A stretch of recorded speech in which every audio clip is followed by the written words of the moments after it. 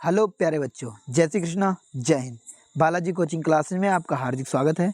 मैं नितिन मिश्रा आज आपको पढ़ाने वाला हूं कक्षा 10 की गणित फर्स्ट चैप्टर के एक इम्पॉर्टेंट क्वेश्चन। जो क्वेश्चन है आपका, सिद्ध कीजिए कि रूट 5 एक अपरिमेय संख्या है। तो ये इम्पॉर्टेंट आपकी 2024 की परीक्षा की दृष्टि से बोर्ड की बहुत ही इम्पॉर्टेंट क्वेश्चन है। जो 3 नंबर का क्वेश्चन ये बनता है आपका, और एक क्वेश्चन इसमें से जरूर बनेगा, चाहे कहेगा कि रूट 5 या रूट 3 या रूट 2 क्या है, एक अपरिमेय संख्या है। यही आपको क्या करना है, सिद्ध करने को देगा। तो आप क्या करोगे बच्चों, चलिए हम सीखते हैं।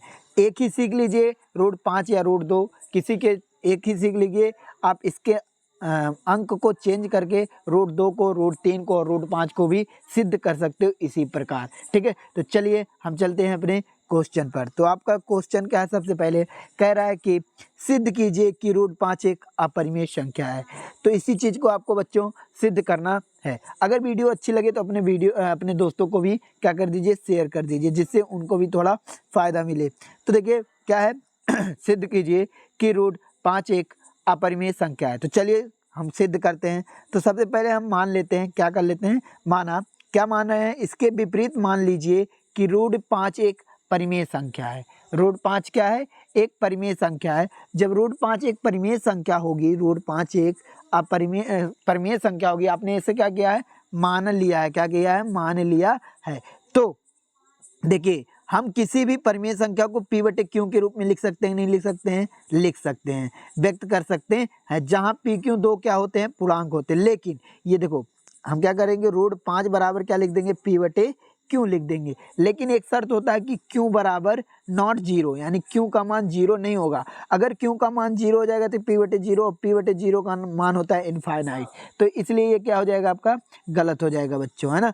तो इसलिए q बराबर नॉट जीरो, और इसलिए p बटे q बराबर रूट 5 होता है। तो यहाँ तक आपको समझ में आया। तो चलिए अगले पेज पर चलते हैं। अगला पेज आपके लिए है, यदि p तथा q का उभयनिष्ठ गुणनखंड से विभाजित करके रूट 5 बराबर a बटे b प्राप्त करते हैं। क्या प्राप्त करते हैं, बराबर अगर हम रूट 5 p तथा q का एक उभयनिष्ठ गुणनखंड ले लेते हैं कोई, जो रूट 5 बराबर क्या हो जाता है, a बटे b हो जाता है, कर सकते हैं, जहां ए बी एक क्या है, सहअभाज्य। अब बच्चों ये चीज में यही मेन है, सहअभाज्य संख्या होता है। सहअभाज्य, सहअभाज्य क्या होता है, एक ऐसी संख्या, सहअभाज्य संख्या क्या होती है बच्चों, एक ऐसी संख्या जिसका HCF, जिसका क्या हो, HCF केवल एक हो और एक के अलावा कोई HCF ना हो। ऐसी दो संख्याएं जिनका HCF केवल एक हो, तो उसे क्या बोलते हैं, सहअभाज्य। तो यही चीज आपको दिमाग में रखना चाहिए। ए बी क्या है, एक सहअभाज्य संख्या है। ठीक है, तो अतः रूट 5 हम क्या लिख सकते हैं, रूट 5 बटे ए बी लिख सकते हैं। यहाँ पर देखिए रूट 5 बराबर क्या हो गया, ए बटे बी। अब हम क्या कर रहे हैं, इस b को इधर ले आएंगे। देखो क्या है, रूट 5 बराबर a बटे b, इस b को इधर ले आएंगे तो क्या हो जाएगा, a बराबर रूट 5b। अब हमने क्या कर दिया, दोनों पक्षों में कर दिया वर्ग, दोनों पक्षों में क्या कर दिया बच्चों, वर्ग कर दिया। तो दोनों पक्षों में वर्ग करने के बाद आपको मिल जाता है 5b square equal to a square. यहाँ पर देखिए जैसा दिखाया गया है, या इसको हम लिख सकते हैं b स्क्वायर बराबर a स्क्वायर बटे 5। इसका मतलब क्या है, ए स्क्वायर मतलब इतना आपको समझ में आया। तो आगे चलते हैं। आगे क्या आपका, ध्यान से देखिए, आगे आपका है जहां ए 5 ए को विभाजित करता है, ए वर्ग को विभाजित कर, सॉरी यहाँ पर क्या हो गया, 5 क्या हो रहा है, ए वर्ग को विभाजित कर रहा है, तो 5 ए को भी विभाजित करेंगे। प्रमेय 1.3 से पढ़ा कि यदि कोई पूर्णांक, यदि कोई संख्या किसी संख्या को ए वर्ग को विभाजित करता है, यदि एक पूर्णांक p है, ए वर्ग को विभाजित करता है, तो p a को भी क्या करेगा, विभाजित करेगा। ये आपने प्रमेय पढ़ा है। तो प्रमेय के अनुसार आप क्या कह सकते हैं कि 5 a को विभाजित कर रहा है, तो 5 a को भी क्या करेगा, ए वर्ग को विभाजित कर रहा है, तो 5 a को भी क्या करेगा, विभाजित करेगा, प्रमेय 1 द्वारा। ठीक है, अब हम यहाँ पर एक चीज मान ले रहे हैं कि अतः मान लेते हैं 5, यदि मान लेते हैं 5 a को विभाजित करता है, तो मान लेते हैं ये किसके बराबर आता है, 5 क्या करता है, a को विभाजित करता है, इसका मान आता है c। तो a बराबर कितना हो जाएगा, 5c। कितना मान हो जाता है, 5c। यही चीज़ हमने मान लिया, क्या कर लिया है, मान लिया। ध्यान से देखिए, a बराबर क्या मान लिया, 5c। जैसे 5 क्या करता है, a वर्ग को विभाजित करता है, तो क्या मिलता है आपका, मिलता है कुछ संख्या, मतलब b मिल रहा था। ठीक है, अब यहाँ पर अगर a 5 को विभाजित करें तो कोई संख्या मान लेते हैं c मिलता है, तो a बराबर क्या हो जाएगा आपका 5c हो जाएगा। तो यही चीज़ आप दिमाग में रखिए, 5c मान लेते हैं।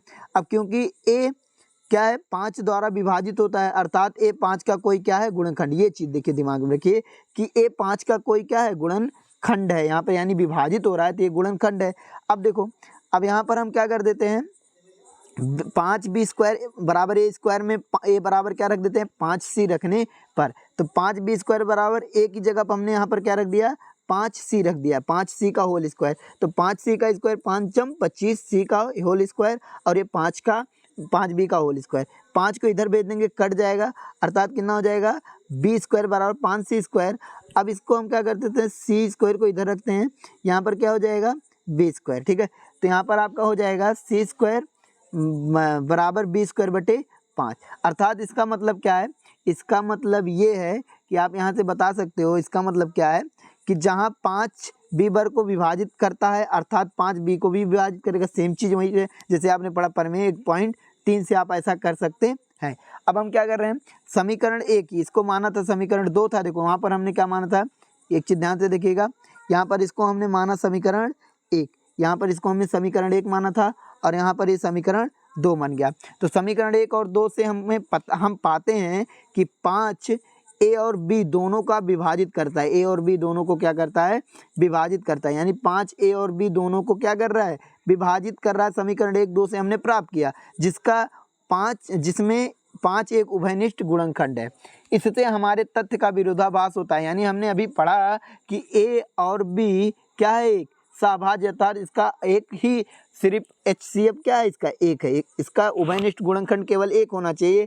a और b का एक के अतिरिक्त कोई उभयनिष्ठ गुणनखंड नहीं होना चाहिए, लेकिन ये हमारा क्या और त्रुटि हो रही है हमारी, अतः हमें विरोधाभास परिणाम हमारी गलत कल्पना से प्राप्त हुआ है। अतः यहाँ से हम क्या कह सकते हैं कि √5 एक परिमेय संख्या है। ठीक है बच्चों, इस प्रकार हमने इस चीज़ को क्या कर दिया इति सिद्धम। तो इसी चीज़ में जो यहाँ पर आपका क्या था 5 था, यहाँ पर देखिए जो जहाँ पर आपका 5 है, देखिए यहाँ पर 5 है, तो यहाँ पर आप अगर √2 को सिद्ध करना चाहते हैं तो यहाँ पर √2 ले लेंगे, क्या ले लेंगे √2 ले लेंगे और यहाँ पर आएंगे तो ये आपका क्या हो जाएगा a बटे b क्या हो जाएगा यहाँ पर 2 हो जाएगा, फिर सब जगह 2 2 हो जाएगा। ठीक है, यही चीज़ स्टेप आपको √3 लेंगे तो 3 लेंगे, √4 लेंगे तो √4 लेंगे। इस प्रकार आप क्वेश्चन को सिद्ध कर सकते हैं। ये आपके लिए ये वाला क्वेश्चन बहुत ही इंपॉर्टेंट है बच्चों, इसको एक बार क्या ना समझ में आए दोबारा वीडियो के देखिए और वीडियो को लाइक और सब्सक्राइब करके अपने दोस्तों के पास भी सेंड कर दीजिए जिससे आपको दोस्तों को भी ये वीडियो मिलता रहे।